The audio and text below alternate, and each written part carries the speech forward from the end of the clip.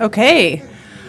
Good afternoon, everyone. It's my pleasure to be here with you all. My name is Laura Capps, and I am calling to order this special meeting, March 14th, of the Santa Barbara County Board of Supervisors. Madam Clerk, please call the roll. Supervisor Lee. Here. Supervisor Hartman. Supervisor Nelson. Here. Supervisor Lavanino. And Chair Capps. Here. Let the record reflect that Supervisor Hartman and Supervisor Lavanino are absent. Supervisor Hartman had a previously scheduled conflict before today's meeting was scheduled, and Supervisor Lavanino had an unexpected memorial to attend today. Thank you. At this time, I hope you join us in pledging allegiance to the flag.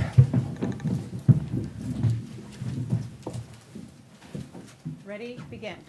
I pledge allegiance to the flag of the United States of America and to the republic for which it stands, one nation, under God, indivisible, with liberty and justice for all.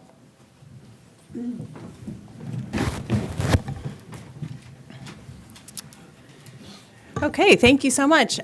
This is really meant to be a dialogue, but I have a few opening remarks, as well as I've invited my colleagues to provide just, again, minimal open remarks so that we can jump right in to the dialogue that this is intended to be. Thank you for joining. Thanks for braving the rain. I'm so impressed that folks left their cozy homes or work to come here to join us, and really appreciate it. So I have a few thank yous to start out with. I first really want to thank the city of Carpinteria. I believe this is historic, perhaps, that the county has come to you.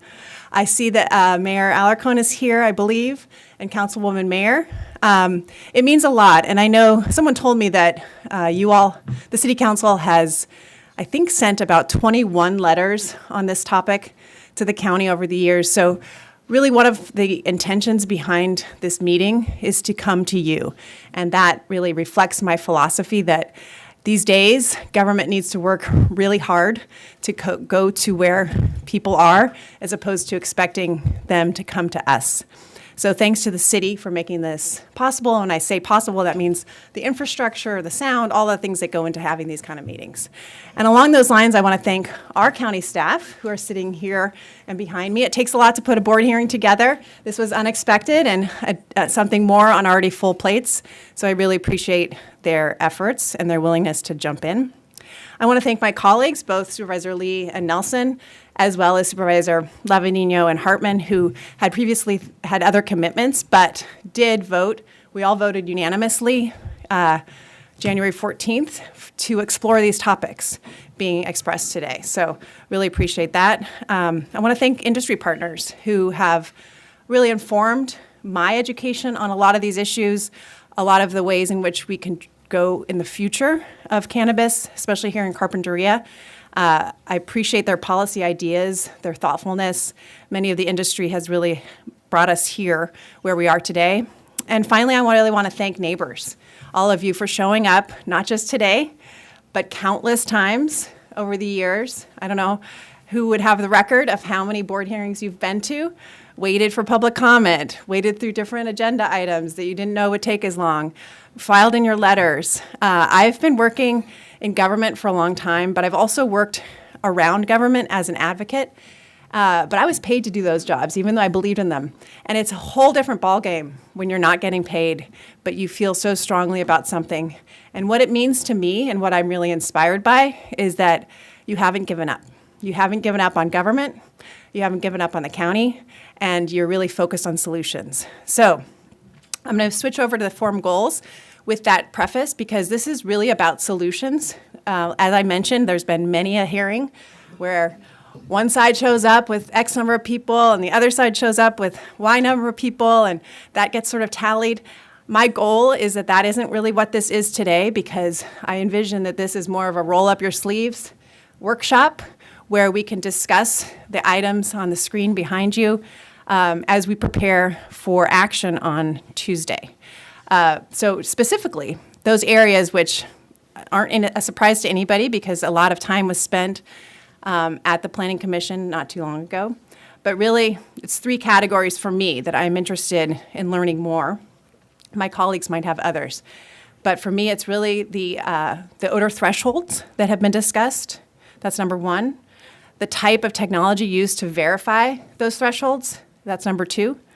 And finally, extensions to the requirement of putting in a new kind of technology for those operators that haven't already put them in already. So again, another goal of this is, if nothing else, just to really convey that this county is connected to the city of Carpinteria, to the people of Carpinteria, greatly so. And this hearing, I should clarify, is just about odor in Carpinteria, not about elsewhere in the county. We're just really trying to make sure we know what we're talking about today and what this isn't. And finally, what this also isn't is a time when we're going to be taking votes or action or directing staff. This is not what this is about today. So those are some of the goals. We can just briefly, because sometimes people always want to know next steps, we can revisit this at the end of the meeting, but next, as you are probably all aware, we're having a board hearing on Tuesday. We're sort of calling it Cannabis Tuesday because there's 3 board items related to cannabis, so many of you might join or tune in as well on Thursday. And at that point, the expectation is that we would vote final on to the requirement to put in multi-technology carbon filtration. Okay. Let's just get to that kind of before we move on to, next slide, please. So I put this up here because in a way we sort of buried the lead. There has been a new consensus, again, a 5-0 vote in the Board of Supervisors to direct staff to come back and to direct the Planning Commission on a new requirement for a mandatory multi-technology carbon filtration. So for those of you who are paying attention at the Planning Commission, that was almost an aside because there is consensus around this maybe not everyone agrees with that consensus, but at least those who are in the decision-making ability here, that's been something that there's agreement on. And so we're actually not, we can if the folks want to, but we're not really spending a lot of time on that because it's almost settled to some degree with that 5-0 vote, both at the Board of Supervisors as well as the Planning Commission. So that's why, but I don't want to kind of move past that without acknowledging that that is a major step forward. And for me, I see it as a new chapter, and I hope that rather than any more money going into litigation, this is me editorializing, money goes into solutions to actually reduce odor. Next slide, please. And this is just some guidance that as I was trying to think through the purpose and my hopes for this forum is, again, repeating myself just a little bit, but making sure that this is really a time where we can roll up our sleeves, hear from you. I have my notebook ready to actually really dive into some of these very, very specific technical ramifications of a new policy. And so, but we also, we're not going to censure what people talk about. If you do want to air your grievances, you are welcome to. I'm just hoping that we can move beyond that as well and get into actual policy discussion. And so that's kind of what I was thinking about and how the format is structured. So I'm going to turn it over to my colleagues for their opening comments, but you'll see in the next slide. So we're going to take this, again, to facilitate a real productive conversation. We're going to talk about each of those 3 topics first. And that means that each of you will get to, anyone, and Wade Cooper is going to be our facilitator. Anyone can give a comment, give a question related to odor thresholds, that D/T, 7, 4, 1, what you think about it, questions about it. We're going to have a free flow of exchange on that topic first, and then we're going to move into technology to verify that threshold, and then we're going to move into extensions, and then time allowed, we'll talk about other topics. But I'm, again, trying to format this so that it's an actual workshop as opposed to just people saying their piece and then sitting down. As you'll notice, we don't have a time clock. Let's hope we don't need one. I'm hoping that we can all be respectful. We are going to end sharply at 2. So if we're not going to monitor your time unless it goes in that direction, and we're ready to do that if need be. But again, we're really trying to facilitate. You've abided by your 3 minutes countless times, and so we're really trying to not have that rigidity to this hearing. Okay, so those are my guidance for a productive forum. Those are my ideas, and now it's time to hear from Vice Chair of the Board, Supervisor Nelson. Yes, thank you, Chairwoman Capps, and thank you, Carpinteria, and the county in general. I just wanted to thank you again, Supervisor Capps, for your leadership on putting this together here today. I think this is great to see all these faces out here. Thank you for. This one's better. Is that better, everybody? Yeah. Okay, perfect. In a small room like this, I don't even think we need it, to be honest with you. I used to be a school teacher, so I think I've had classrooms bigger than this in the past, and so it's good to see all of you out here. Again, I wanted just to reiterate and thank Supervisor Capps for her leadership on this issue. At one point, this has been something that's been ongoing that she's been working with, and then also I really wanted to thank Supervisor Lee, and it's just been such a enjoyment to have him on the board, and thank you for hosting us here. He's always a host. If you guys get to spend any time with him, he takes what he has done for a living in the past into his service to our community with earnest. Want to thank the City of Carpinteria for hosting us. You guys are so gracious here. Our county staff, this is quite the endeavor to get everybody together, and I appreciate the flexibility. And last but not least, I want to thank the public. I thank all of you guys for being engaged on this issue, and I agree wholeheartedly with Supervisor Capps on wanting to bring the discussion to the people.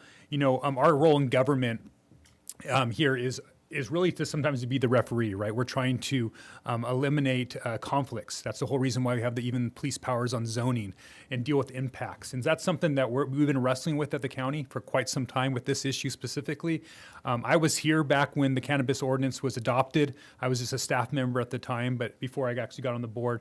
So I've been a part of this discussion now for many, many years, and it's to see the evolution of where we are today. I have great hope. I know that the things have changed, but if we knew then what we knew now, we might have made different decisions. But instead of being stuck on the past, we are looking at ways to move on to the future that can both benefit the community and the industry as a whole.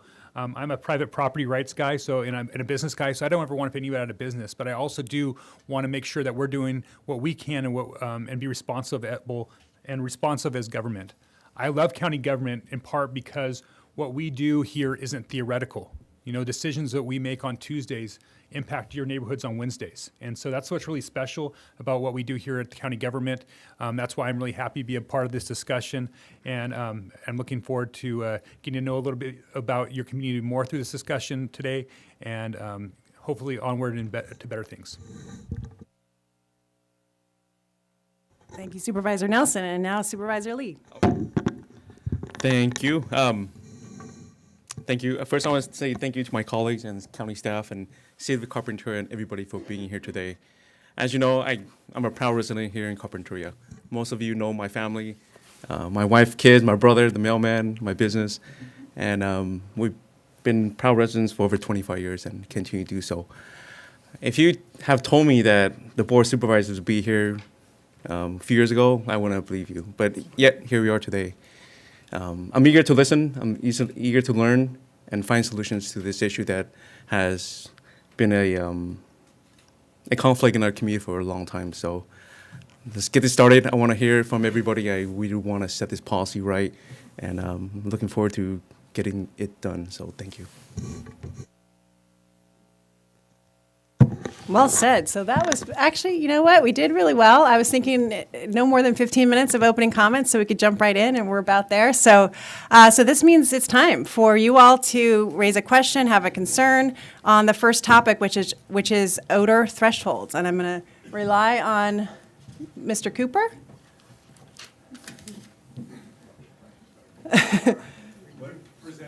No. So this is a question to you all. What do you think about odor thresholds? If anyone has a question or comment, the Planning Commission ended on what their recommendation back to the board, which will be in our board packet for Tuesday, is that, correct me if I'm wrong, but it's that odor threshold will not reach 7 D over T.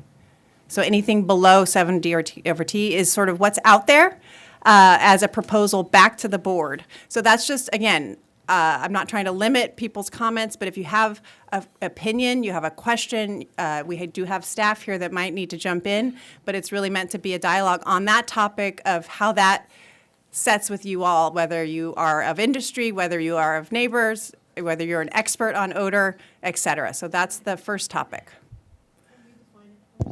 We'll go Define it first. define the odor threshold. So Yeah.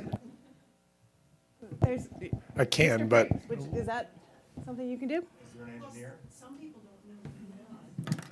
Oh, okay. Sorry, we are getting right into the to the details. I appreciate that zooming back a bit. So hi, my name is Aaron Briggs. I'm a staff person in planning and development, working on the cannabis odor threshold item. So D over T is dilution to threshold. And really what that means is taking an air sample and diluting it 7 times.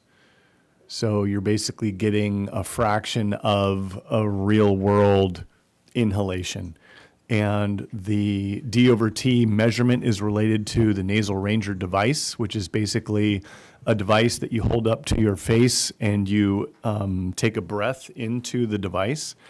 And the device allows you to dilute ambient air so that you can establish a threshold that is less than what we can smell in ambient air. So 7D over T means that air sample has been diluted 7 times compared to ambient air. So if you can smell it at 7D over T, that means that the odor is detectable when diluted 7 times. Yeah, so the Planning Commission is recommending to the board that we adopt a policy up to 7. The City of Carpinteria wrote a letter in favor of just 2, I believe. Others have suggested 4.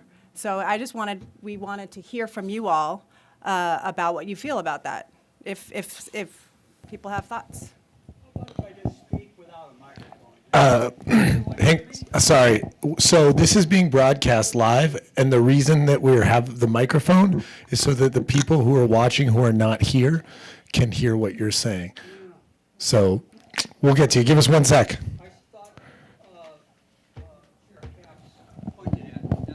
Oh yeah. Give us. Well, you know what? We'll start with you. Come on up. Thanks, sir.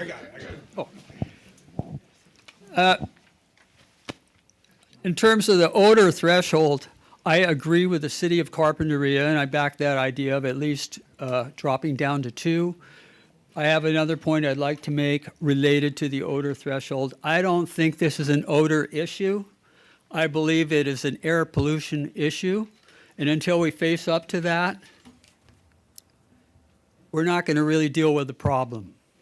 Now, I understand that a lot of the pollution that those of us that live within 100 feet or so of the county cannabis operations have suffered from the misting systems that significantly have added to the air pollution. I believe, and I don't want to speak out of time here or your attempt to run some order, I think you're going to dump those systems, and I hope so. But that is another issue related to air pollution. It's such air pollution that those of us living in adjacent to these cannabis operations would see some kind of residue, oily residue, on like patio tables and outside lawn furniture and so forth. So in other words, we have really had pollution in our yards, and I don't want to take too much time. Misting technologies? Yeah, if I could jump in, so thank you. And Oh, yeah. What was your name, sir? Your name? John Culbertson. thank you, John. And so I think when we get started, the first thing you do is introduce your name. It helps us all as we're taking notes, and we appreciate your comment there, John. The issue about misting, just to help you along those lines, is that the idea behind the county moving forward with a carbon scrubber system is that there would be no need for those systems in the future. So that's been the goal of moving on to another odor technology. Again, this is what we know now is different than what when initially the ordinance was adopted. So we're working on moving past that with this new technology. The assumption is that would be a redundant technology and therefore unnecessary. Can I jump in? Yeah, sure. So let me see. So on Tuesday, one of the things that we're taking up is to discontinue the use of vapor phase / misting systems, and in the language would be vapor phase / misting systems shall be phased out over the implementation period of the carbon scrubbers. So- Yeah, and that was a unanimous vote both at the board and the planning commission. So again, final action would be on Tuesday for that, but that looks like that will happen. I'm gonna go back to front. Go over here. Yep. Hi, my name is Graham Farrar. I'm one of the founders of Glasshouse Farms. Been farming here in Carpinteria for almost 10 years now. I would encourage the board to look towards other cases and to rely on engineering rather than arbitrary numbers when setting the D/T threshold. I think the only legally defensible and well-established number is that nuisance starts when D/T exceeds 7. Anything under that is not a number that can be tracked. It's important to remember this is not a cannabis-specific number. This is any odor. This is the smell of a gas station, seaweed, a pizza parlor. These are any odors in there. So for something to exceed and register as a nuisance, the facts, the engineering, the previous cases, a legally defensible position is when that number is over 7. Also, one other comment on the misting and the pollution from that. Happy to hear they're being phased out. Been here long enough. I know Supervisor Nelson has as well, to remember that the reason that misting is here is because the Carpinteria community demanded it. It was not because operators wanted it. We personally spend over $1,000 per day to operate misting systems that were required, not because we wanted to, but because we were being responsive to the community. So also happy to see those and their associated costs go away.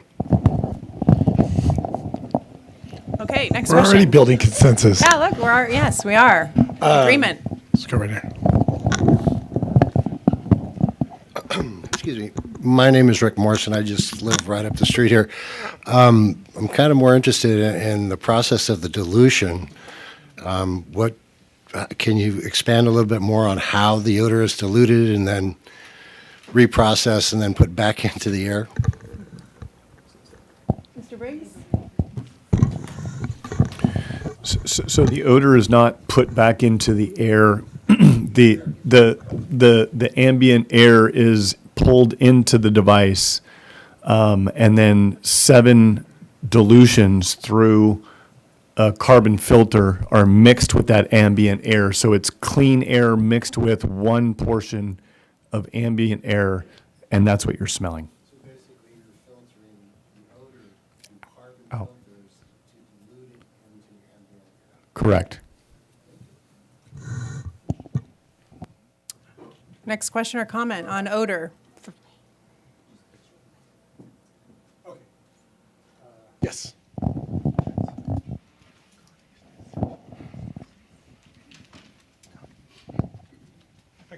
Hi, I'm Valerie Bentz. I live in Carpinteria, near a lot of cannabis growing. My husband and I have been suffering from severe allergies for years. And just doing more of the misting and all those chemicals only makes it worse. Great that you're going for the carbon scrubbers. Would like to see 0 outside of the perimeters because we've been suffering from it. And, you know, it's been a long time. So thank you for what you're doing. Thank you. I'm Mike Wondolowski, speaking for Carpinteria Valley Association. And regarding odor, we feel that the only allowable standard is 0 odor beyond the property line. The recommendation of 7 is effectively a little odor. If your neighbor's sewer line had a leak and it emitted a little bit of odor to you and it was detectable, that's obviously unacceptable. It would be infringement of your private property rights. It's the exact same thing with any detectable odor at property line. Thank you.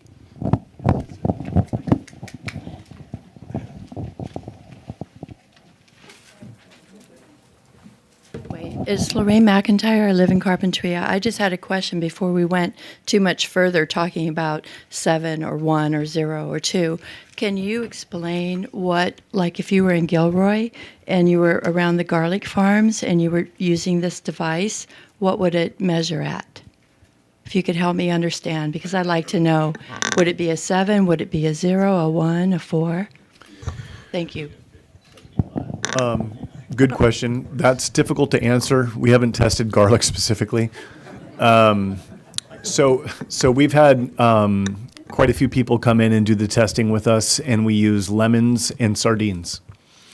And if you put the device up to a lemon, like a freshly sliced lemon, that's about a 7.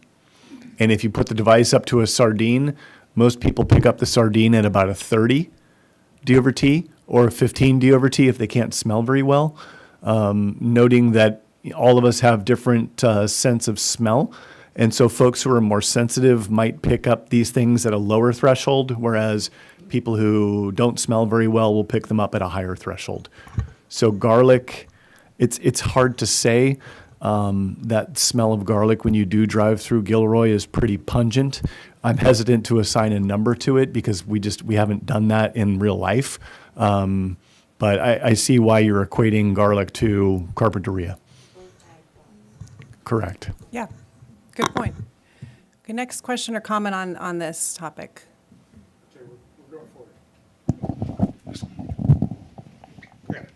Thanks. Quickly, I have more comments, but Say just your name, please. Peter Dugray. Great. On odor dilution to threshold, my understanding is that there's a elaborate report and study done on behalf of the county by Geosyntech, and there was recommendations coming out of that. Are those is that study that the county paid for and used to develop an odor dilution to threshold being used here to determine what the value should be, or are we just kind of throwing numbers out there? Because I feel like that study should be pertinent and referenced in any comments about an odor dilution to threshold standard. I think that it also included the standard used in other municipalities and based on a receptor and how that has worked in other municipalities, specifically using the nasal ranger. So I'm hoping that that report will come out and be part of any development of new odor ordinance. Thank you. Mr. Dupre, I believe that that study is in the record, and it's part of the information that discretionary decision makers will be using to determine what we ultimately land on. Thank you.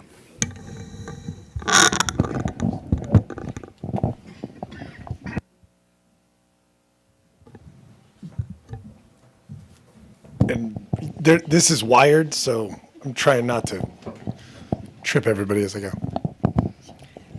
Oh, you're going to hold it, sorry. My name is Anna Carrillo, and I have a couple of points. So on the Geosyntech study, they have about 5 different communities that they measured. So and they have it from 7, 5. So that it's in the report. I've seen it a couple of times already. My concern on using the at 7 D, less than 7 over D over T. The problem is the calibration on the nasal ranger only goes from 2, 4, 7, 15, 30, 60. And it's very difficult to calibrate. I mean, I was at the Planning Commission meeting where someone came up and spoke how difficult it is to do the calibration. So I would prefer, my suggestion is it should be 0 as far as beyond the property line. And so, because it needs to be inside the property. So, thank you very much. Thank you for that. I just had a question too. For those, and we don't need to get into specific names of operations, but where there are carbon scrubbers, my hope is that if everyone, 12 months from now, there won't be smell at the property line because everyone will have scrubbers that doesn't have them already. And a lot of people do. A lot of operators do. So I'm just curious if anyone has an experience without getting personal or anything at the property line where there are scrubbers, would you say it's 0? It's a sincere question.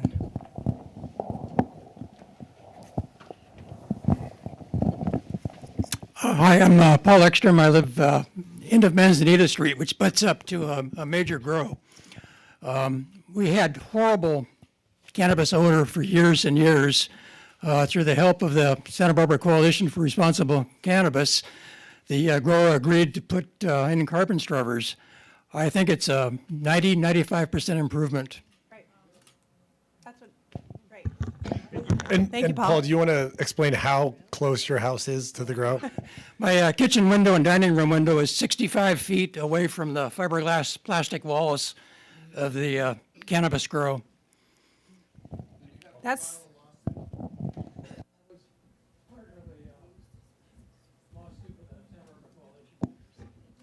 so that's a pretty good, that's great. Okay. Yeah. Hi. I'm Mike Palmer. I'm the operator at Everbloom, where Paul was just talking about. But for the record, I know we've been looking at all the technologies since the very beginning, all the way back to the misting system, and we were working with engineers before COVID to work on engineering these carbon scrubbers, prior to the litigation, but. We do understand and appreciate litigation, and I think everything worked out great. But really, it comes down to having a carbon system that many different companies can engineer. Basically, you have to have, it's not rocket science, but a carbon bed that's properly engineered with a fan that goes over it, and you have a single pass 90% efficacy over that single pass, and it has to maintain over time. So the reason carbon wasn't viable in the beginning is because it saturated so quickly, especially with the humidity. So we worked with engineers, and they developed a system. And by the way, no interest, no financial interest, ownership, or anything in any odor control company, because people have asked in the past. But we needed a solution that would be viable to stay in business, to where we didn't have to change the carbon out after every 3 to 6 months, because it does start to saturate typical carbon. So these have been engineered, per the engineer's words, to last at least 25 years without having to change the carbon, although he only guarantees them, I think, for 15. But there are pre-filters and things that do need to be cleaned a couple times a year.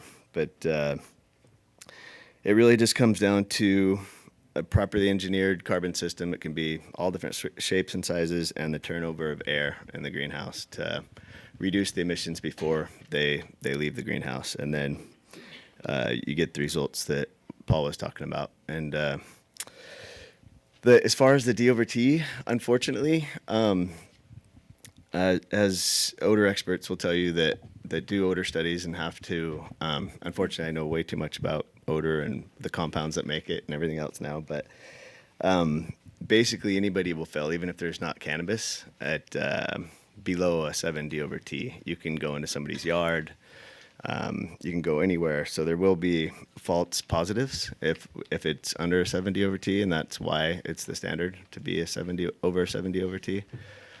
But and I could show you many examples. I could take you guys out there at the Nasal Ranger and show you guys how it works. Unfortunately, the Nasal Ranger is the best instrumentation that can be used in town portably and effectively at a low cost, unless you get into lab instrumentation and odor bag sampling, which is you can't just do on the fly. It has to be prepared. There has to be odor panels. It's very extensive, very expensive, and very time consuming. But on the note, and you guys are welcome to ask me any questions, and I'll fill you in. But yeah, the below 70 over T is unfortunately something that even if there's zero cannabis in town, people start getting false positives. But thanks, Mike. I had a question, actually. So have you tested it actually at your property line with a Nasal Ranger? yeah, we have. Yeah. And what were the, Well, I mean, you're it's been a willing to long share. time, Yeah. but you can. Well, we have 12 acres of cannabis that are on our wall too, including one of ours that we don't have carbon in yet because we were waiting for power upgrades to be able to move our Sure. processing. So. Oh, they went in. Okay, cool. All right, sorry. I knew we were working on it, but we got a power upgrade, and so I mean, one of our own properties was contributing to odor, around our property. But I can take a Nasal Ranger and go into a different town without cannabis, and there's certain plants that are in a lot of people's yards that have that hint of cannabis smell too. It's that same type of skunky smell. I grew up with them in my yard, so you can get false positives from anywhere. Unfortunately, but I think as long as the language says that it's specific to cannabis odor, because there are markers for that, then that will create for less ambiguity. But it's important that it has to be a constituent that's, I can't remember the naming conventions they use for cannabis. It can't just be anything, you can't just leave it open. It could be, I smell, Burger King, McDonald's, whatever it is. It has to be specific to the cannabis profile. Yeah. Okay, so can I just ask Mr. Briggs or other staff if what's coming to us on Tuesday, does that specifically say up to 7 on cannabis odor? Or just odor? Just odor. Is that- Mr. Wilson, thank you. Yeah. So Chair and Commissioners, looking at the ordinance that is being presented next Tuesday, it talks about the cannabis odor threshold, and it says measurements of cannabis odor from commercial cannabis activities shall not, and that's where the Planning Commission is either below 7 or equal or not exceed 7. So the ordinance is written that it's specific to cannabis odor. Okay. And does it, since I haven't, does the nasal ranger give you that distinction of what type? Or is that distinction, are you able to glean that from this type of technology? Okay. Okay. Great. And I recognize we have some folks who are so deep into this and some that are just here because they care about things so I'm trying to straddle both, and hopefully we're tracking here. Next one. Yeah.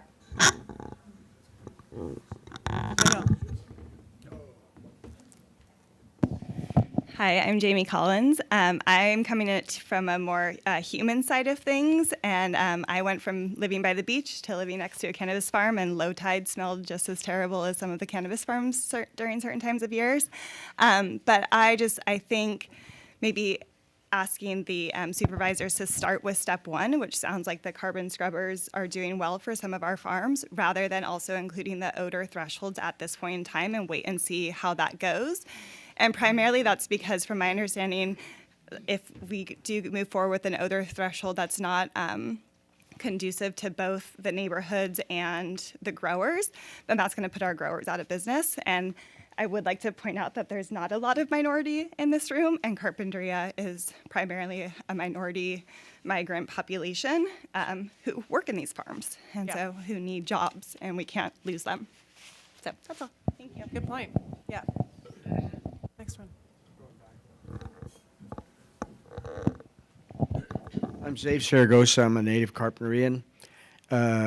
We live about 75 yards from the Everbloom farm, and about 3/4 of a mile from Mr. Engstrom, and it's still strong. And my wife, when she goes out in the morning and cleans the patio table, it's got that green film on it. So it's not doing any good for our end. We can hear the fans sometimes, so I don't know if that has something to do with the odor, but it's really strong early in the morning and late at night, or when they decide to open up the louvers on the top of the things, and it stinks like hell. Okay. Thank you. Thank you, sir. Thank you.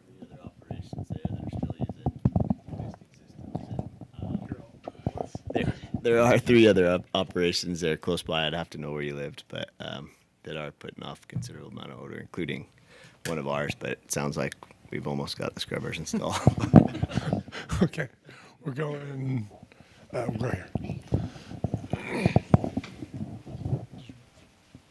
Can we have, it's hard to hear, can we have the same volume? Like when they talk back there, we can hear it, I can hear it. Okay. I can't hear it when you're facing the other way. Okay. Is that volume, or is that just for TV? Both. We can be louder. We'll project. We'll work on our stage voices. Hi, my name is Nancy Robertson, and I can't tell you how much I appreciate you doing this. You're a total breath of fresh air. This has been a very long journey. I remember Anna Carrillo and I at the Planning Commission on January 22nd, 2020. And it was before that we started speaking. Unfortunately, I'm one of the ones that's allergic to the smell. But my question today is, what time of day do you go out and test? I know the odor vents are open at maybe 6:30. It varies every day until like 4 in the morning or whatever, and you get up in the morning and you smell it. But then by the time the people that I've talked to that have gone out to the farms, it's during their time at work, and it's not after hours. So is there a specific time that this can be varied, looked into? Thank you. Yeah, I know that was discussed at the Planning Commission. Did you all land at sort of a window? If nasal rangers are in fact the technology that we go with? Madam Chair and members of the board, this was discussed at the Planning Commission, and we did not land on a specific time. We wanted to explore that further, and the best way to provide a responsive staff support to complaints that we receive.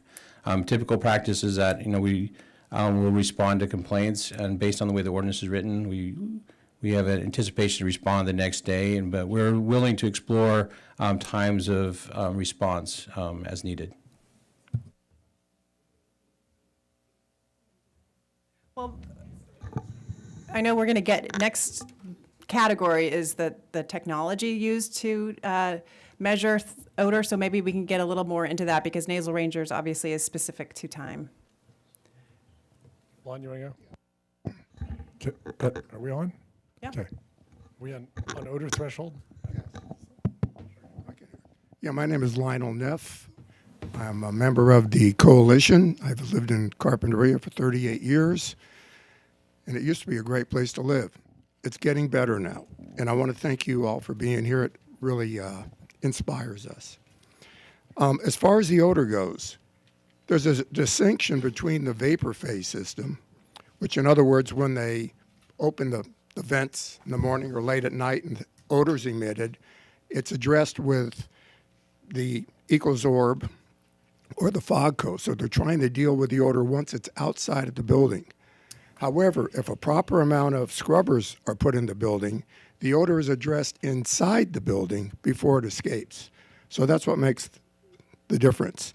The other thing is you have to have a proper amount of scrubbers, and the manufacturer's requirement is 10 per acre for the ones that Mike here was referring to. Thank you. Any more questions on, or any more comments or questions about odor thresholds? Okay, we'll go. Odor thresholds, okay. So we got a few more on odor thresholds. Okay. Thank you. Oh, you're going to hold it. Gail Hersing, Carpinteria. 0. There should not be detectable odor. It should not be leaving the building. It's pretty simple. 0. And I'm not sure Nasal Ranger is actually designed to be able to detect that. Thank you.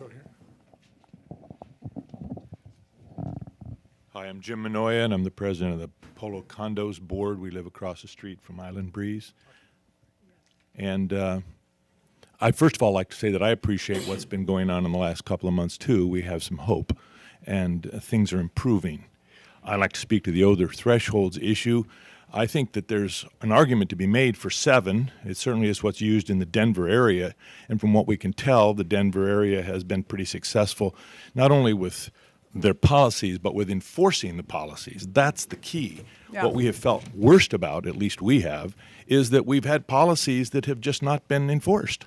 And we have felt helpless for a number of years. I agree with Nancy, and she and Anna and I have been pushing on this issue for 5 years. And it's about time something's changed. So I guess the 7 would make sense if we had confidence in the Nasal Ranger, and as Anna has said, the way it's calibrated. But if there are issues with that, then it seems to me as though the number ought to be lower. In any case, we don't want to smell it outside the property line. Go here. I just want to thank everyone. This has been a really respectful 45 minutes, so keep it going. Really appreciate it.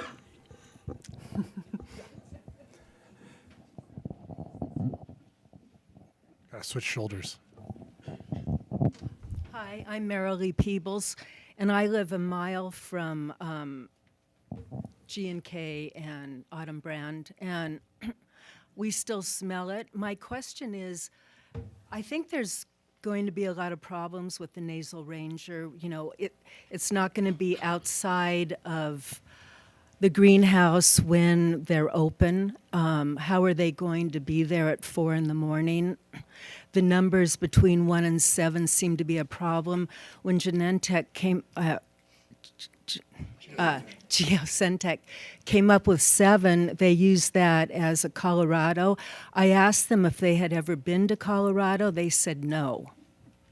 So I just think that we should try for 0. We should try for something better than Nasal Ranger. And what happens if you do accept 4 or number 7 and the neighborhoods are still smelling? Is there a repercussion?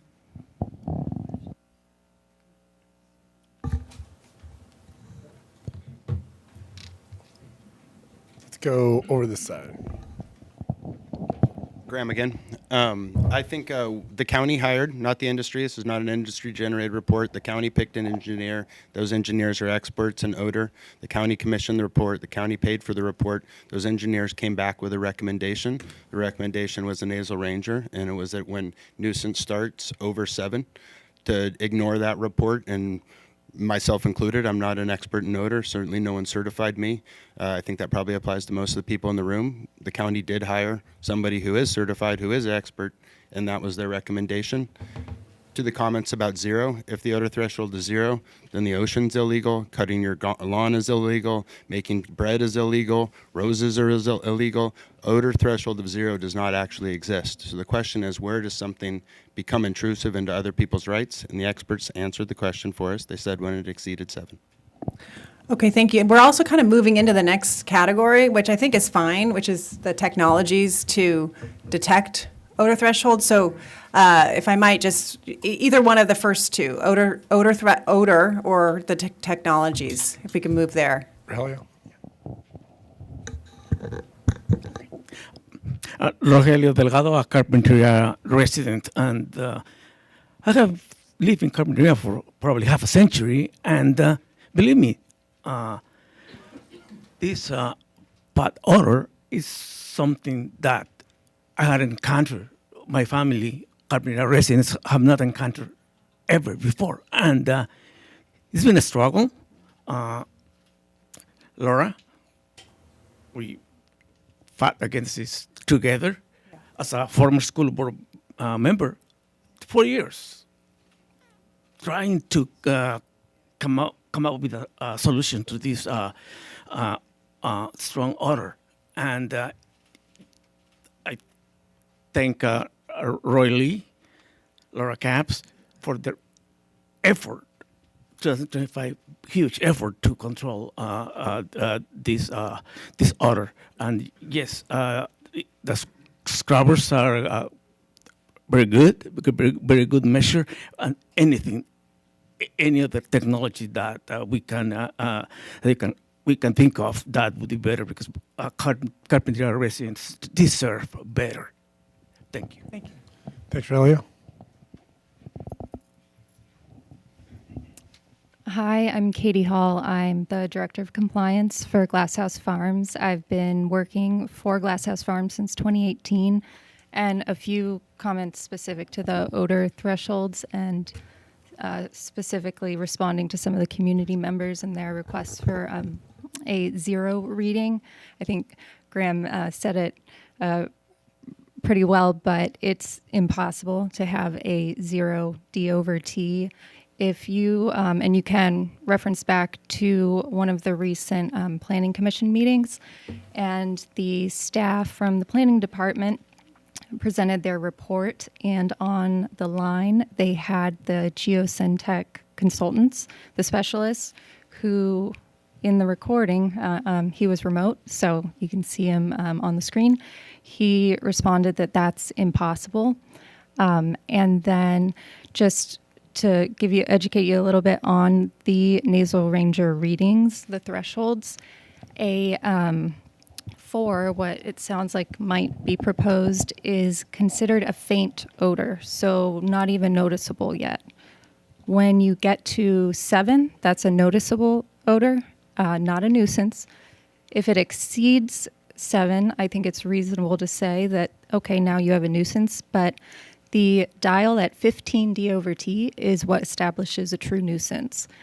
So I think that we've all been working really hard for years, although it might not seem like it to you, but behind the scenes, we truly on a daily basis are and take odor very seriously. To establish a violation of 4 d/t would be a punishment. Thanks.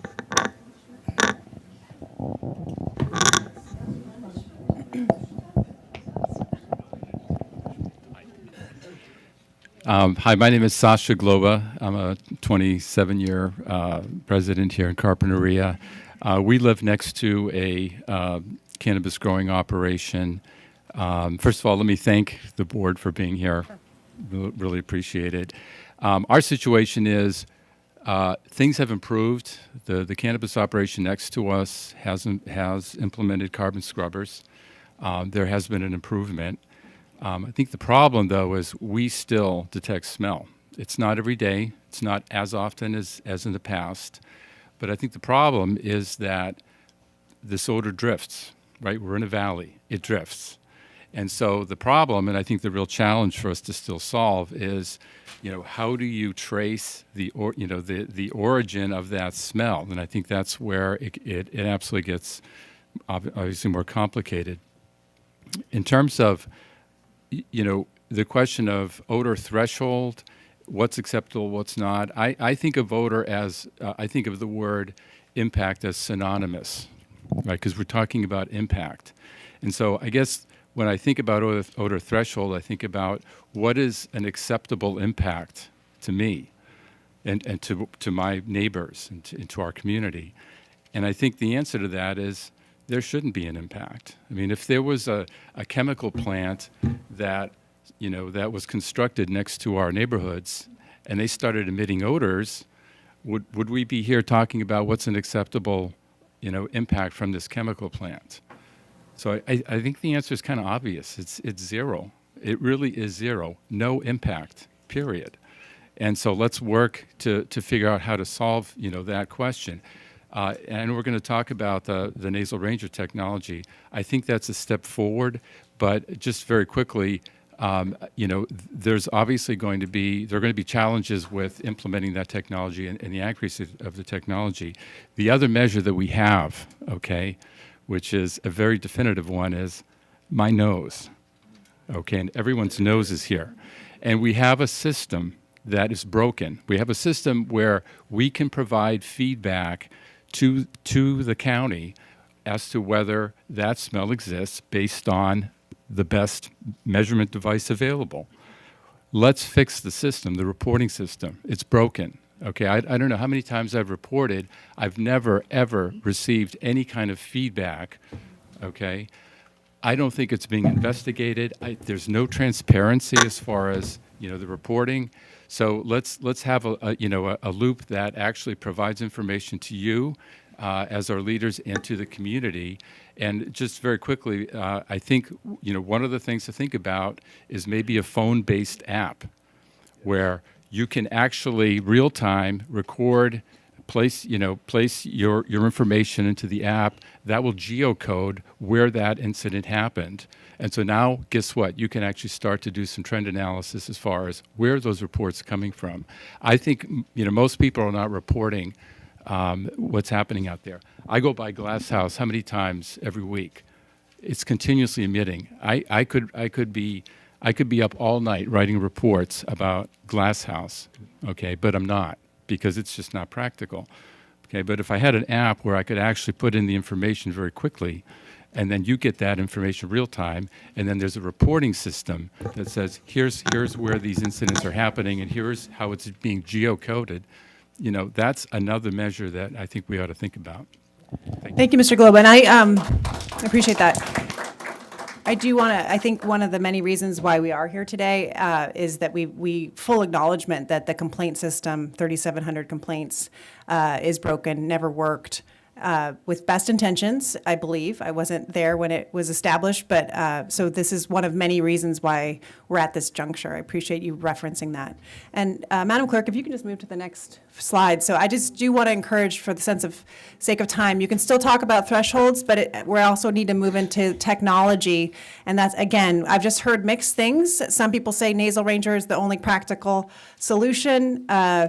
Others have written very strong emails that nasal rangers are a disaster. So I'm really trying to learn of what, if not nasal rangers, if people have opinions, if they've tried it, if they've studied other places like Denver, if we can also get into the technology, because that's also a piece that we'll be deciding hopefully on Tuesday. But we can still talk about odor thresholds. I don't want to limit people's comments.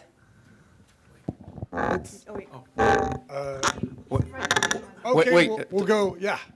Sorry. Oh, yeah, Nick, got it. I think maybe we'll get people to just line up.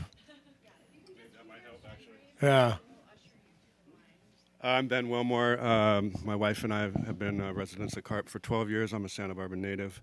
I don't mind the smell. We're right by a farm as well. It doesn't bother me.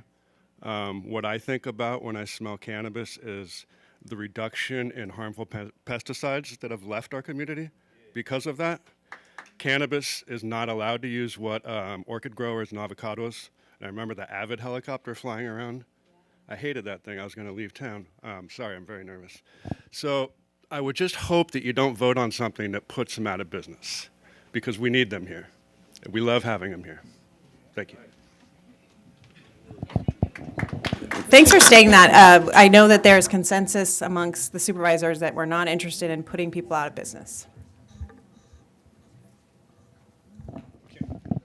Hi, my name is Tiffany Garcia, and I've been working in Carpinteria Ag since 2018. I'm currently the head grower of Glass House Farms, and I oversee both facilities. And I just want to share with everyone how passionate I am about what I do. And I take a lot of pride in not only providing a clean product to our community, but also doing right by our community. During COVID in 2020, we were part of the Keep the Lights On program with all of the local restaurants. We've opened our doors with the help of Peter and Carp growers for community tours. And it's shocking to the people when they come in. One of the first comments I hear is, wow, we don't smell anything, you know? And we've taken very strict measures for odor abatement. We have SOPs in English and Spanish. Could you put that a little lower, please? We have the technology. We have carbon scrubbers installed at our facility. We welcome the scrubbers. We're not opposed. In fact, just mentioned previously, I think the cannabis should be the standard for ag industry, not only for odor, but as well with the pesticide restrictions that we have. I hope everybody kind of holds the rest of the agricultural community to the standard. Unfortunately, the cost associated with all these odor systems is through the roof. So I'm not sure if other agricultural, farmers could keep up with that. But I do want to reiterate, we keep our doors shut. To all the people saying the smell and the vents are open at night, I don't really understand that, because we're trying to keep the warmth in. So yeah, I take a lot of pride in what I do, and we do try our best to do right by our community. Thank you.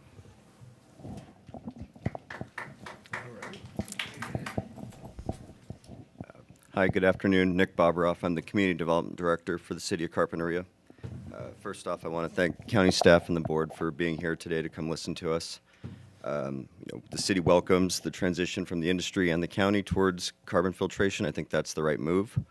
We've certainly suffered long enough with the current system not working very well. In terms of where to set the threshold, The city's concern was that it seems like the community is really asking for there to be no detectable odor off the premises. Folks are tired of being able to smell this stuff in their backyards or in their homes. And I think the concern with a threshold of 7 D/T is, at least according to the geosyntax study, that's described as still being mild to sustained odor. That's still noticeable for folks. It needs to be something lower than that. Looking through the geosyntax study, a number of the jurisdictions that are listed have thresholds of 4 D/T, 5 D/T, or even lower. If those are good enough for a wastewater treatment plant or a compost facility, which are not typically right next to residential neighborhoods, then we need something more protective that reflects the fact that these facilities are right next to residential neighborhoods. In terms of technology, I can't speak to whether the nasal ranger is appropriate or good enough or not. But I would again say, let's take a look at these other noxious industries and see what they use to measure their odor thresholds. If municipal dumps are using gas chromatographs, maybe those can be used here. If other facilities or if other types of industries like the wastewater treatment facilities or compost facilities are using something other than the nasal ranger, maybe that's something that can be applied here as well. Thanks. Thank you, and thanks for having us. Mike Wondolowski again. First, I just want to respond to the statement, the assertion that it's impossible to have a 0 D/T threshold. The ordinance is specific to cannabis, not seaweed, not Burger King. It's cannabis. It used to have a 0 D/T cannabis odor in this town before we grew cannabis. Now, as was said, the complaint-based system has failed, and maybe it can be repaired. A complaint-based app would be a big step forward, but complaint-based enforcement just doesn't work. Proactive enforcement is required. So hold on to that thought. Now, a couple speakers ago, a lady mentioned that we want to keep the warmth in at night. They don't understand why there's odor at night. The reason is this is not a two-dimensional problem. You can't look at odor on a map. It's three-dimensional. The odor is in the warm air vented from the greenhouses.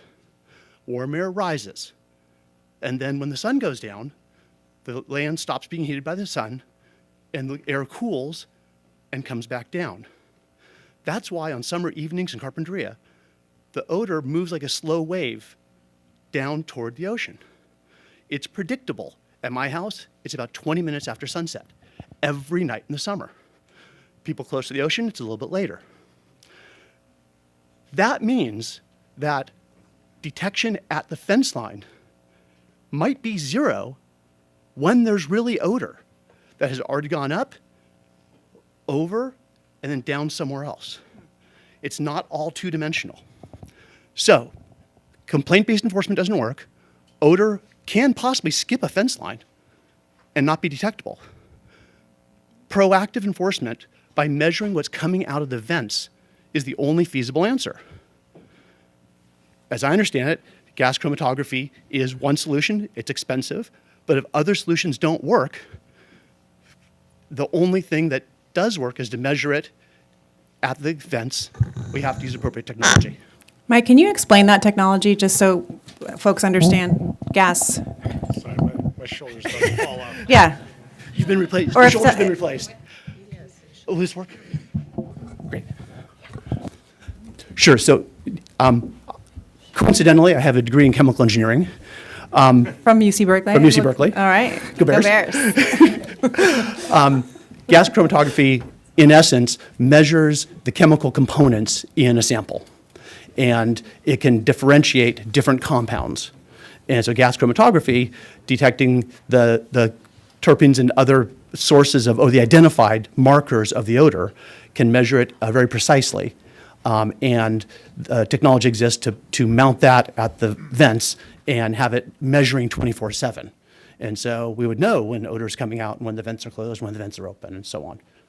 I hope that And answers. that's what Mark Cram has been talking about. That's what I'm referencing. Okay, great. Thank you. Thank you for that explanation. Hopefully that helped folks. Mike Palmer again. I have a lot to talk about, if you don't mind. To touch back on the dilution threshold, I think everybody's probably overly concerned about it because it's a dilution of 7. So if you have a dilution at the property line, by the time it goes another 10 feet, 20 feet, 30 feet, it's being diluted immensely. So the manufacturer is of the nasal rangers, the one that actually states over 70 over T is a nuisance, and that's the industry standard pretty much nationwide as far as I know. But on the gas chromatography, we've done a lot of that. The Mark Cram, we've spent a lot of time with Mark Cram and many others. Mark Cram has tried to identify surrogates for the odor that everybody is not wanting to smell, and unfortunately, we've disproven those surrogates that he's thinks that he's found to be able to validate that the odors are. We've had both false positives and false negatives from the surrogates that he's using. But we have done much more extensive testing. I think we're the only company that's ever released a study and released the studies on our scrubbers. But basically, all it comes down to, and you're right about how the inversion layers, the heat, the up and down, the odor. What we realized, and the only way that we could do it, was to have a viable carbon that wouldn't saturate, that would last a long time, that we don't have to send people in to change out carbon on hundreds of scrubbers every 3 to 6 months, was to figure out a way to have the carbon last through the multi-stage technology. And then it simply comes down to simple engineering of your volume of air, the turnover of the proper speed over the carbon, and making sure your carbon always has 90% efficacy coming through there, single pass, day 1, day 100, day 500, and then making sure that you're turning that air over and reducing the odor emissions by, at a minimum, 80% in the greenhouse. And then by the time that dilutes and leaves the greenhouse, you're not going to have obnoxious odor that's making it into the neighborhood. So it really simply comes down to that. It's not that complicated. It took us a long time to figure it out, but that's all it is. Thank you.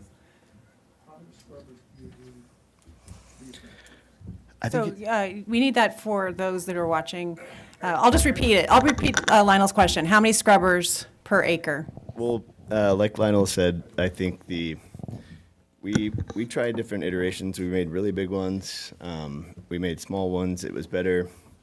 We got the cost down as much as possible, working with different engineers and these guys, these manufacturers in Europe. And the ones that we manufactured for our greenhouse, which you can make all different sizes, it's roughly 10 per acre, but you could have a location that's further away from sensitive receptors, or it has shorter roofs. It could be 8 to 12, depending, but there's simple calculations by engineers to calculate your volume of air and the turnover. Yep. Quick question. Are all those folks, are you lined up to speak? Okay, we're going to move it along a little faster then. But thanks, everybody's been very respectful, and this is moving along nicely. Appreciate it. Just a time check, we have about 45 minutes left. Cool.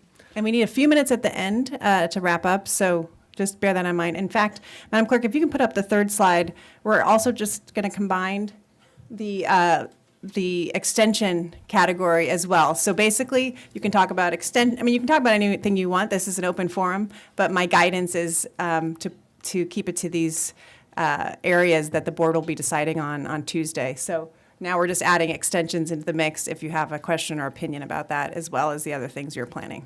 Thanks. Thank you. We good here? Peter DeGray again. We were kind of spitballing to begin with, so I didn't get a chance to thank you guys to come here. Just had some questions on topics, so thank you for coming here. I think this is an important session.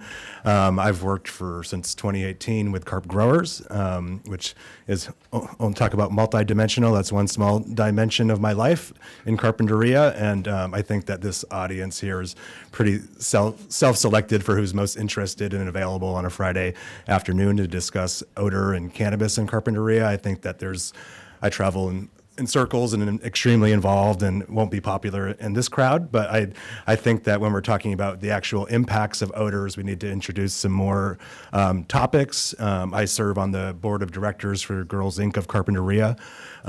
We recently had a wonderfully successful gala. Thank you if you were there supporting our nonprofit. If you don't know, Girls Inc. of Carpinteria is directly across from Pacific Dutch Group, really near to Glass House Farms.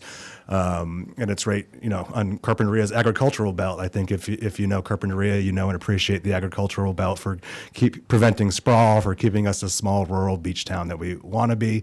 So please, when we're envisioning cannabis odor regulations, let's be sensible and practicable and not do anything that would necessarily be a punishment or put cannabis out of business. We've heard from very professional and responsible people here today, like Mike with Pacific Stone. Sorry. Anyway, yeah. So, am I not allowed to give a positive? Okay, so I'll give a positive. So if we want to talk about the impacts of cannabis in Carpinteria, Girls Inc., we had recently had an event in conjunction with Santa Barbara County for our resilience hub. We were loaded there. Supervisor Lee was there, all the fire department, sheriff's department, so on and so forth, emergency responders. And I can tell you there's zero impacts. Girls Inc. of Carpinteria is a rental space that is booked all the time for volleyball, for basketball. And we don't have trouble Peter, booking it. I think we appreciate the infomercial and the subtle digs. We appreciate that. What's the dig? But can you speak to the topics that we want to talk about? Okay, so Sunday mornings, our number one renter is Reality Church, outside church service every Sunday mornings. So I just want to bring some perspective, and I think that I'm not alone. I think that this crowd today, it doesn't agree with me, which is fine, but is the actual impact and if trying to solve for it is an important issue, and I think that it's a subjective issue. Thank you. And that's my perspective. Thank you. Appreciate that. On that. On the topic of Peter, no, I think that's been enough, Peter. Can we go ahead to the next speaker? We have about 12 people that are waiting. Thanks, Peter. Thanks for you.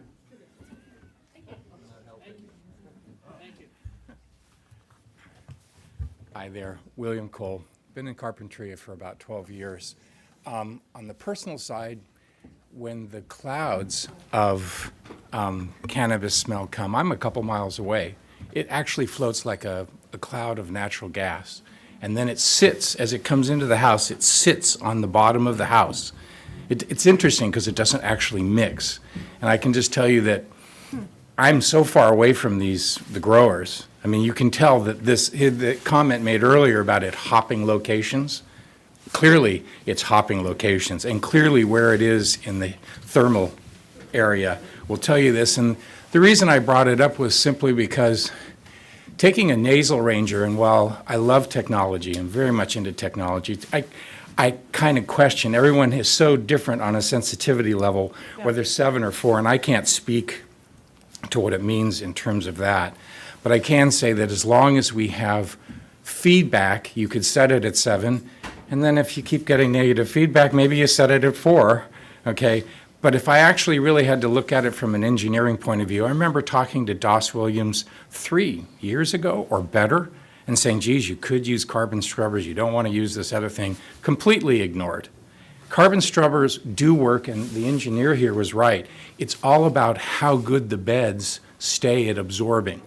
So unless you monitor the bed, okay, you won't get the proper dilution that it's supposed to be doing. And I'm going to look at this from, unfortunately, we had a couple fire burn downs in Malibu, and I had to replace the septic systems. Septic systems, this may sound unrelated, but the new thing, they actually had me put in an internet service to tell them what was actually going on in my system.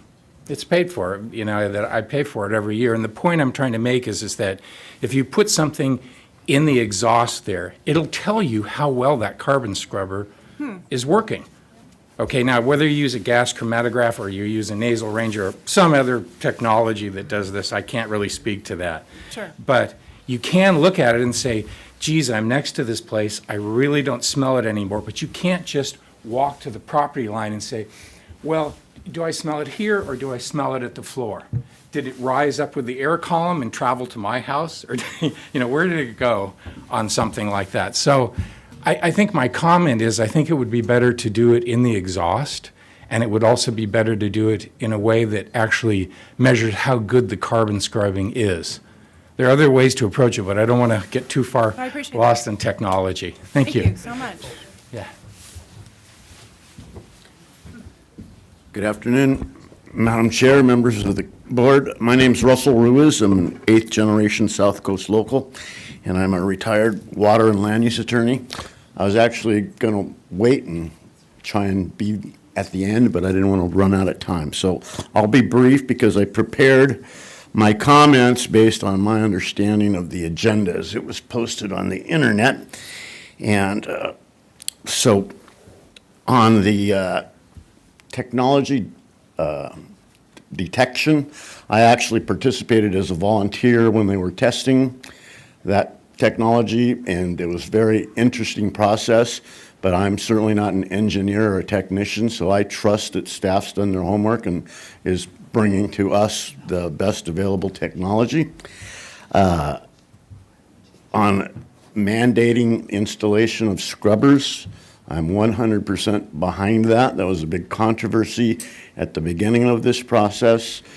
Some of you may remember that I've been participating in this process actively since its initiation, and particularly through the time that the ordinance was first adopted. It may come as a surprise to some, but I am not a cannabis advocate. I am a local commercial agriculture advocate, and I'm old enough to remember when Goleta looked a lot like Carpinteria does today, and it's when the county started changing its land use approach and allowed what we back then called ag conversions, that we lost the Goleta that I grew up with, and we have what we had today. And I moved to Carpinteria to raise my daughter, who's going to be 18 next Tuesday, and I love it here.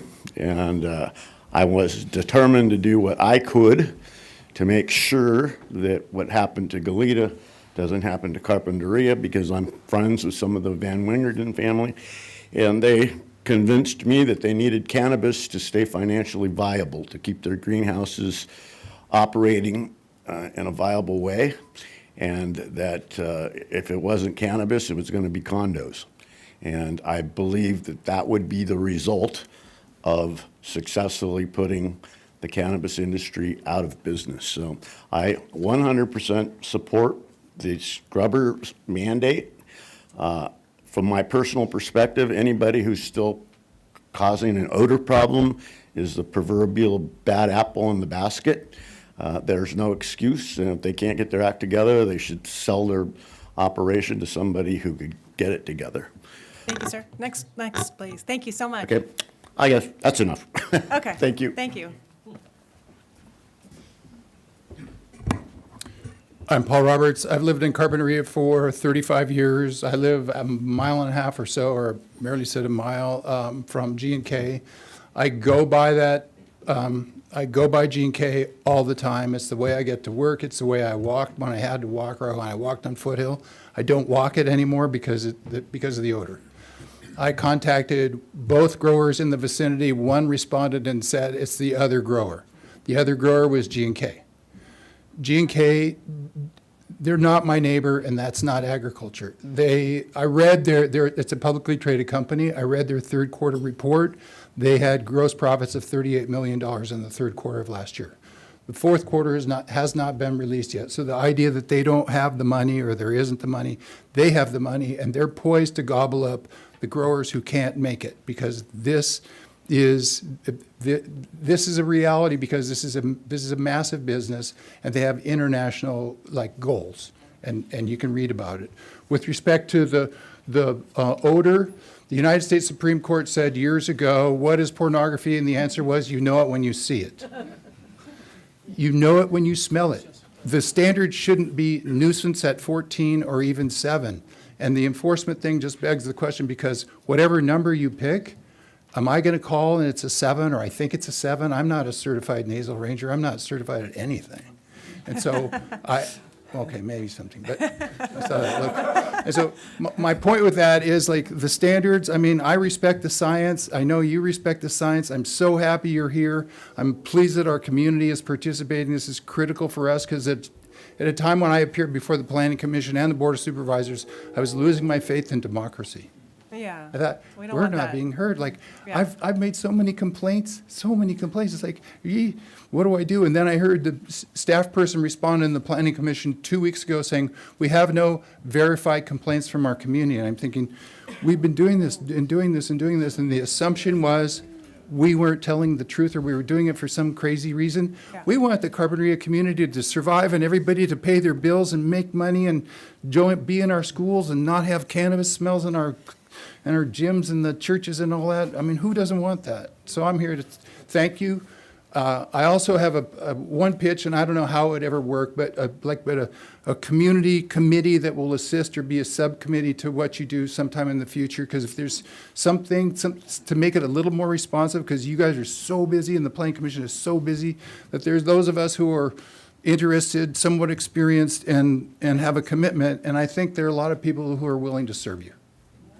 Thank you, Paul. And this is democracy in action, and we need to keep our faith. Thank you. Hi, I'm Ann Louise Bardock. I'm a resident here for decades. I thank you all for holding this panel. I apologize in advance. I got back from Mexico in the middle of the night. But I just felt this was really important, so I came home. But listen, the bottom line, it stinks or it doesn't stink. It does stink. Everybody knows. Carpinteria stinks. We're now famous for stink. And it's not just the nuisance, and it's not even our property values going, which, by the way, have gone down. And because people associate Carpinteria with odor, and therefore our values are down. Anecdotally, I'm not a scientist or a doctor. However, since they've been growing cannabis, my issue, a lot of people have allergies, their asthma came back, there's a health issue. I had just a constant dripping nose. I learned in Mexico, it ends. I go to LA, it ends. I'm telling you that for the last 2 weeks, I have not had a constant dripping nose that needs a medication I got from my doctor. It's from the cannabis. All I can tell you is when I leave this area, that issue goes. I have friends who have asthma when they're here. They don't feel it. We're not talking about the health issue, and it's important. We don't know what's in these misting systems. We just don't know. Okay, we've had over 3,700 complaints. The real number is probably closer to 37,000 because nobody I know has bothered to file a complaint in years because it means nothing. You file a complaint and it goes into the ether. Listen, to make this short, this ordinance was created by the late Supervisor Das Williams. He's still with us. But he paid the ultimate price for this ordinance. He was politically voted out because of this issue. And it is time not just to deal with odor, it is time to look at the whole ordinance, which we know through Freedom of Information Acts and public records requests and the great journalism of Melinda Burns and Jerry Roberts, is that it was written in collaboration with the cannabis lobby. They could fill up this room with whoever. The rest of us, for 7 years, we take our time. This is our time, our money. We have nobody. I cannot tell you the respect I have for the residents of Carpinteria, for people like Anna and Jill, everybody in that front row, the amount of hours that they have taken. Many of them work as teachers. We are no competition for the lobby and the lawyers of the cannabis industry. We have a big problem, and we need to fix it. And not just the odor. We need to address health, our property values. Are they making any money? We've heard they're losing hand over fist. What are we doing? Meanwhile, they're financing all these lawsuits against who? The residents who are the taxpayers filing the complaints. There's a madness to this. We need planning and development to listen to the residents. The planning and development is basically became a tool of whatever Doss Williams wanted for the cannabis industry. We need to rethink this to make it pro-community, pro-resident, pro-taxpayers. Thank you so much. Thank you. And just some context, the way that our board is governed is by the Brown Act, which means that only 2 supervisors can work on any issue together. So just some context that we set in January. We knew where Roy was on the issue of scrubbers because he campaigned, and so it was part of the public record. So Supervisor Nelson and I started working on this proposal that we're dealing with on Tuesday because we knew where he was. But that doesn't mean that the other pieces of the ordinance also could be evaluated now that he's on board and it's predominantly in his district. So just to let you know that my intention at least is to deal with the most egregious part of it that we knew we most likely had the majority to make some progress. And then of course there's other aspects of the ordinance that could be changed, but we're just sort of taking this one piece, this sort of low-hanging fruit piece first as we move forward. Thank you. Yeah. Go ahead. John Culbertson here again, a resident of the city that lives next to County Grow. I think the last speaker pretty much said everything I wanted to say, and I'm not going to belabor the fact. I know you're listening, and you asked for suggestions on what I read on NewsHawk, so my suggestion is let's not get complacent about feel-good feelings, especially a lot of, I'm very sympathetic to farmers. I don't know if I'm sympathetic to the cannabis industry or not anymore, having had put up with what's going on for so long. But let's not pretend that this is a hand-holding feel-good session here. People have really been hurt by what's happened by this failure of county governance. This is a county government failure. And we are so thankful for the 3 board members that now sit before us and your hard work. We know it's not easy. All of us have lives also. We've all worked in government. Many of us have worked in government or ag or forestry. We know it's not easy to do things like this, to actually bring about change. But I believe you've already made your intentions very clear. Your statement at your last supervisors meeting, I thought was good. And I think the majority of Carpinterians really do support you. And I just ask you think about one thing, stay on task when you're dealing with the air pollution problem. Some people like to call it odor, but I'm going to call it air pollution. Stay on task, reduce it. Give us clean air again in this town. I know you've made a great start. Keep up the work, and thank you for your work.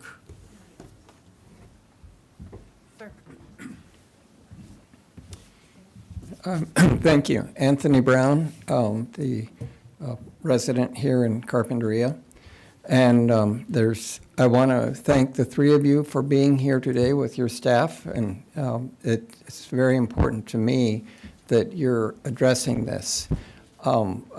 I do have a request, is when you get the details and the technology, the details that you're going to be looking at, I really hope that you put some teeth in the enforcement, because I have been told by a grower that we want to be good neighbors, and he just didn't say when. And so as I say, there's a lot of history in this room.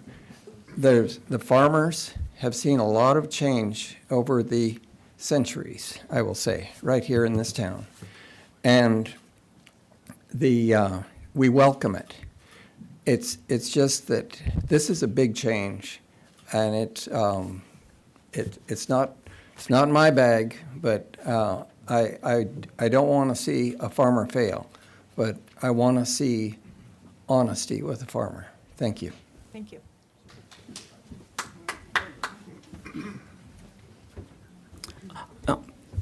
Thank you, Rogelio Delgado, a Carpinteria resident. Yes, 1 minute. First of all, when Roy Lee announced that he was running for first district supervisor, we said that that's hope.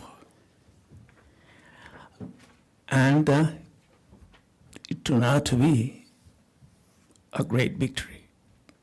All 5 districts elected Roy Lee. And we're here, basically, because of Roy Lee. His victory moved the county. Laura Capps, I have known Laura Capps for a few years, and I'm glad that you never gave up.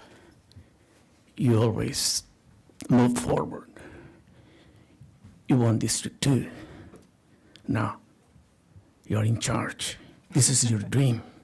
And I hope that soon you will follow your mom's way, Senator Capps.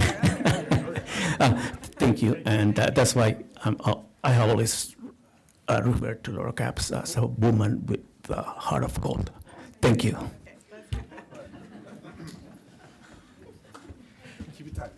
I'll keep it tight. Lionel Neff here again. This problem could have been resolved 3 years ago. I'm with the coalition. The coalition, over the last 8 years, has spent over $1 million pursuing this. Our attorneys appealed every planning commission hearing and then went before the Board of Supervisors and appealed it and turned down every single time. We brought a lawsuit, I think it was back in 2021, against Everbloom. We met with carp growers, first adversarial, then we turned out to be very cooperative, working together. They asked us if we would drop the lawsuit. We said no. They said, well, we're working on these scrubbers. This is a device that will eliminate the odor. I said, tell you what, we'll toll the suit until you come up with an answer and see if they work and if they test properly. They developed the scrubbers. They worked phenomenally. We signed an agreement with every single one of them. I have signatures here of every single carp grower. Signed an agreement agreeing first to reimburse Ed Van Wingerden, who spent $250,000 to test the effectiveness of these through SCS. And also, they committed to put the scrubbers in to each one of their operations pursuant to the results of this test. As of now, very few have put them in. And they did not live up to their obligation, and that's why we're here now. And the coalition is still pursuing the lawsuits. We have one going against Cirrus, who has settled with us. They're putting in the scrubbers. And Valley Crest is still the holdout, but we're going to get a result. So thank you. Actually, can I ask you a question, Lionel? Because I'm really focused on, just a quick question. You mentioned the litigation.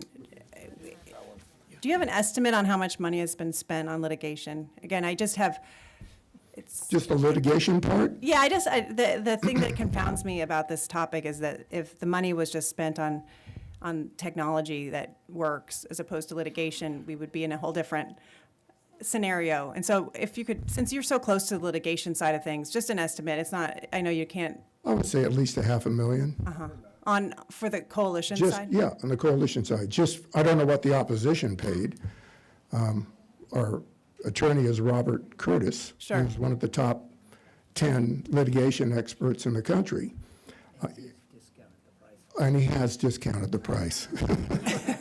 He's taken pity on us, realizing that we're not realizing any gains out of this whatsoever. Okay. So we have benefactors that are helping us, and we're going to continue slugging it out. But we're in it for the long run, the long hit, the long, whatever it is. We're in it for a long time. Thank you. Thank you. Okay.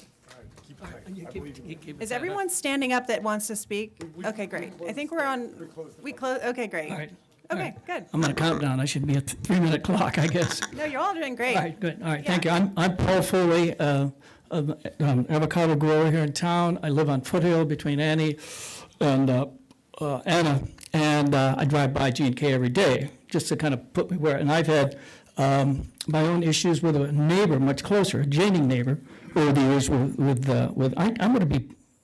going to say polite and say cannabis, but that's not how I refer it at home. But in the spirit of cooperation and spirit, I will not use the word doper, but that's what I use at home. But just so we know what we're talking about, what I really would do, and I'm going to be promising real quick, all the 3 items, well, first of all, a shout out to all of you for being here. It is so important that since November, Mr. Lee, this board of supervisors has a seismic shift on this attitude. And you're here as a result of that, showing that is. And I will say, for those that were here and been long-term, short-term people that are new to this, 2 years ago, maybe even a year ago, this panel, you would not be here. You wouldn't even be in Santa Barbara hearing this issue that we have now. There's been a change. The people, I don't know, we're Jeffersonian, but the people to some degree have spoken. The board has shifted, and we look to you because the point I want to make, again, be quickly, is all the 3 items that you put up on the agenda today, the odor, the ranger, and all that thing, kind of miss the fact that sidestep a point that kind of overlooks, to me, all of this. And I'm going to quote real quickly an article about from Annie mentioned earlier about Melinda Burns, who I think hopefully one day she'll write a book about this, the Carpinteria dope industry and its consequences, because she's been marvelous, both in the Newshawk and the Independent and the Coastal View. Her last week's article, she talks about the problems with the why lawsuits are necessary, because the county has fallen down. There's an article in here, just a paragraph that I'm going to read real fast. It says, now this is not the gospel truth, but it's what we believe. Of the 20 cannabis grows under cultivation on or about 100 acres outside the city of Carpinteria, only 7, and she mentions earlier there were about 28, so less than a quarter. Only 7 are equipped with carbon scrubbers. Most growers have installed them in their processing buildings only. Yeah. I'll stand back. Nobody's ever told me that. All right. So what we're doing was circling back to the point of enforcement. That's what all the people, these guys can get up and pat themselves on the back, and they've done this, and they've spent $500,000. But the thing is, if only a quarter of the people in the industry are doing it, what's the point? So we look to there are 2 hammers that are available to the public, anybody else, to get these people to act like they should. One of them is the county. And we're looking to you. Again, the 3,900 odor complaints, maybe hasn't done it, but that was in the past. Maybe in the future, maybe a sign of that can change. The other hammer has already been proven. Valley Crest is this week. They're on the legal side of system. Of course, that's expensive. Everybody can't do that. I couldn't afford to sue, G&K or somebody on my own. That's a very, very expensive thing. But those 2 hammers seem to be the only ones that have worked. These people have had 8 years. Our cannabis growers have had 8 years to do this on their own. And there's not a matter of money. Somebody referenced, how much money they heard in the quarter. So all the more we are looking to you, and I'm looking to with a lot of hope now, that you guys will keep on this path, make these people kind of do what they should have been doing since 2018, and forget the past and how the ordinance, that's in the past. That's another issue. But going forward, from this day forward, I think we can bring these people under control, whether the order is on the however you define it. But at least we're looking to you to use a hammer on this issue. So thank you again, and thank you for being here. Thank you. Okay. Just in the interest of time, we have a couple more speakers, but we're going to have everybody on a clock for the last few speakers. So bombs away. My name is Jill Stasinos. I'm a teacher, former teacher, retired special ed teacher. And I'll be straight to the point. 0 D over T's can be measured. I did a Google search, what's the best way to find out what's the best way to measure cannabis terpenes. Google search comes up with gas chromatography. It's the best way that can be used for measuring terpenes, which is the smelliest part of cannabis. As far as extensions, 0 extensions. I've lived with this for over 5 years. I don't believe in any extensions at this point because we've had to live as a community with this for so long with these foul odors. Thank you. Thanks, Jill. Thank you. Hi, Katie Hall again, speaking for the industry, and I wanted to come back up to respond to a couple earlier comments, specifically about the coalition, because I think it's important for you guys to, know behind the scenes and the facts from the operators too. So, yes, Everbloom and Glasshouse are two, Everbloom first and followed by Glasshouse, first operators to install the Infinity scrubbers, carbon scrubbers, after the coalition agreement, and it took us actually 6 months to get just an electrical permit at that site in order to do so, so there was a delay on the county side. And then our other farm, which is off Foothill Road, it is going to require an electrical upgrade, so we don't have those scrubbers there right now, but it is, I believe, the only farm in the area that has two of the vapor phase systems. We don't love them either, but we took it upon ourselves to put a second system on, not trying to pat ourselves on the back, but we spend almost $500,000 a year on those vapor phase systems between the farms, so I just wanted to make sure you had that information so it didn't look like we don't care and we weren't following up with the terms. Thanks. Thank you. Closing us out. Yes. Karen Howenstein. I'm born and raised in Lompoc. My parents, Gary and Gwen Howenstein, have owned over 400 acres in North County since the 1960s and 1980s. This is a battle which exposes the weight of constituents in our county, specifically neighbors who knew how to work and politicize an issue to their own personal and financial benefit.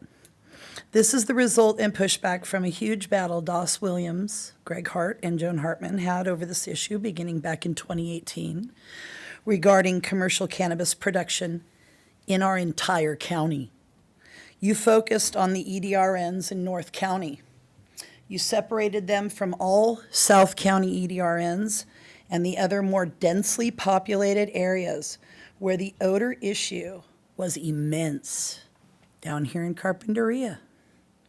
Now we can see this path that was formed for us majorly by Dennis Bazanich has resulted in an utter failure to establish an effective and sustainable cannabis regulatory policy for the industry right here in Santa Barbara County, richest county, maybe in the nation. Got to look at our tax rolls. So, Dennis Bazanich and others who have made astronomically poor or illegal decisions for our county should not enjoy qualified immunity. That is my opinion, my personal and legal opinion. Overall, cannabis production in Santa Barbara County is down, way, way down. How does the North-South County split and representation on this issue speak to the spirit of the law when we actually look at the areas of Sabata and Tepesqué Canyons and Santa Rosa Road? We are talking here about hundreds of acres of grows that were unfairly prohibited in North County, and now the climate to business in North County cannabis is also very bad. Stizzy's on 246 has shuttered their production. Another successful grow on Sweeney Road. They have both gone to other counties. The Iron Angel permits on Santa Rosa Road are going fallow or are for sale. They have thousands of permits on Santa Rosa Road. You really have to go and drive down Santa Rosa Road and back into these canyons yourself to see and understand the immense amount of acreage which is now being neglected because of bad planning. And to our friendly and experienced neighbors in South County, I really encourage you to do so. Get out and enjoy the rest of the county, if you haven't already. It is very interesting and notable, specifically the way the County Executive Office, County Council, the District Attorney's Office, the Planning Commission, and our Board of Supervisors responded, acted, and reacted to the whole criminal case, which resulted from over 20 tons of illegal cannabis being confiscated and burned at 1807 West Highway 246. Blown past the 3 minutes. Okay. I believe in you. You usually stick to 3 minutes. Well, thank you for making my comments and placing them all on record. I appreciate it. Thank you. We have to leave it too. We have to leave it too. Oh, Anna can't. No, she can't stand up. Okay. Extremely quickly. Okay. Very quickly. I just wanted to, on the extensions, there shouldn't be any extensions. Anna Carrillo wants no extensions. Got it. Lon, go quick. Go quick. Real quick. This is. Oh, okay. I got to get my glasses. That's how quick it is. Okay. Is this on? Okay, terrific. Today I received an email from the cannabis growers. It says, join us today, noon at Carpinteria City Hall. And the question posed on the second paragraph, it says, carp growers, member farms, funded and developed the technology supervisors will likely mandate. If that be the case, why didn't you install it?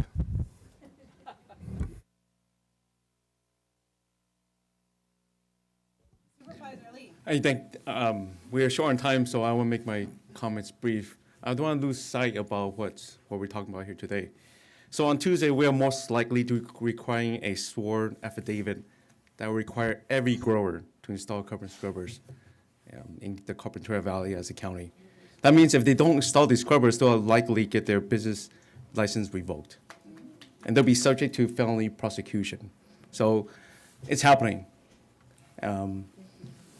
I along suffer with many of you through this, and change is coming. So I see a lot of smiles, and there'll continue to be more. So thank you for your patience, and thank you for your support.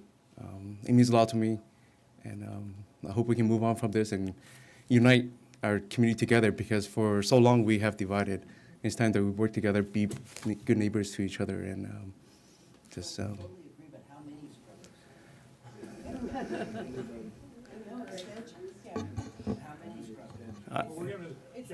Yeah, as for the extensions, I believe, I do agree with no extensions, but it's up to the board. I believe that we should have saying that strictly, so thank you.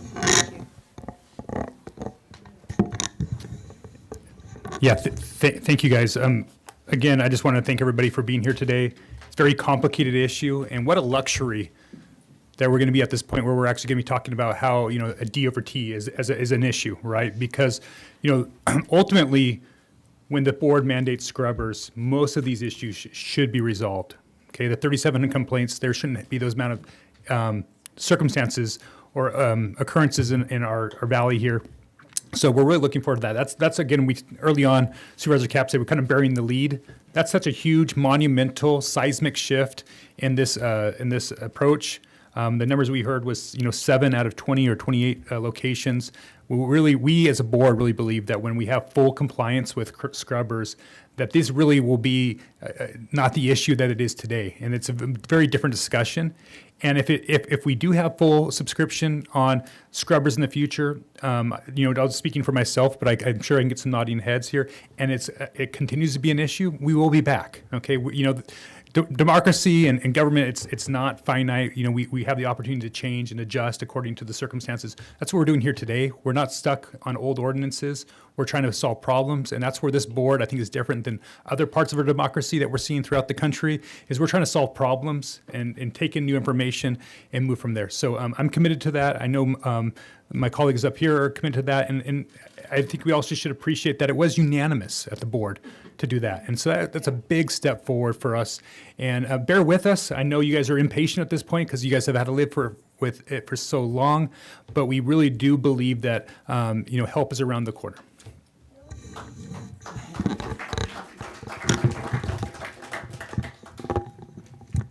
Yeah, thank you. I'm very hopeful today on two fronts. I'm hopeful that we can move forward, as Supervisor Lee said. I envision a time when this industry, this issue, it's a minor thing. It's an afterthought. It's just part of daily life because we've figured it out and we moved on. And I think it's important when you have a goal or you're really frustrated to actually envision what it can be like when you're not spending millions of dollars on litigation and filing complaints and the acrimony, that we can have a new chapter. It does exist out there if we get there, and if government does its job better. That's my belief. That is my belief, and I'm hopeful because there was a lot of consensus today.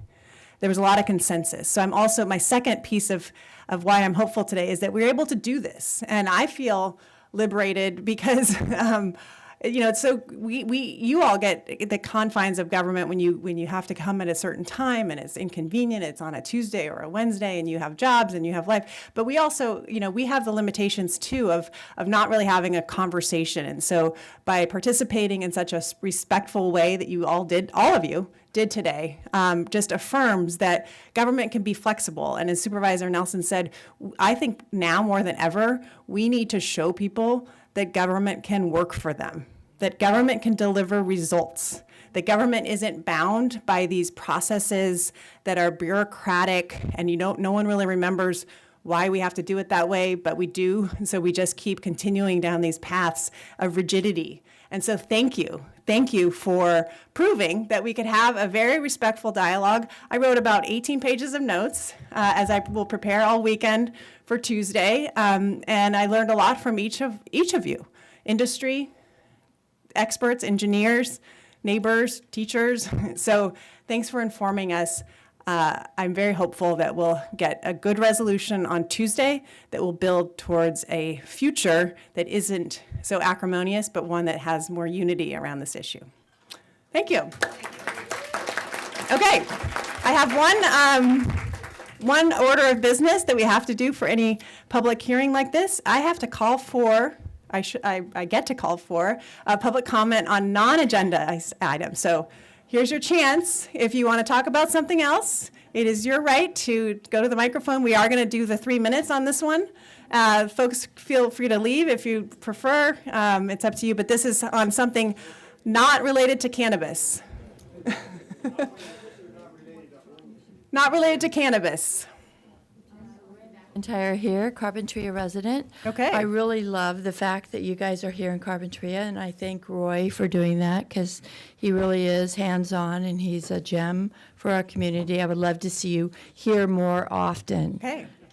But please give us more advance notice because 2 days' notice was really difficult for us because, as you see, I think the room is filled with people that may have known a little bit earlier than you may not be getting a representative sample, is all. So. Well, point well taken, and I meant to say that we have about 60 people here.